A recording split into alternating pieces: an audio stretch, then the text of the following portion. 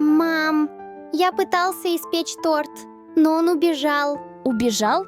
Котлетик мой, ты духовку открыл или зоопарк? Я думал, Теста должно подышать. Ну, я и открыл окно. Ты тесту воздух дал, а голубям пир на всю жизнь. Но один голубь теперь мой друг. Я назвал его Пирожок. Если пирожок еще раз залетит на кухню, он станет начинкой, понял? Мама, это угроза? Это воспитание, малыш. А теперь марш умываться, у тебя усы в муке, как у шеф-повара.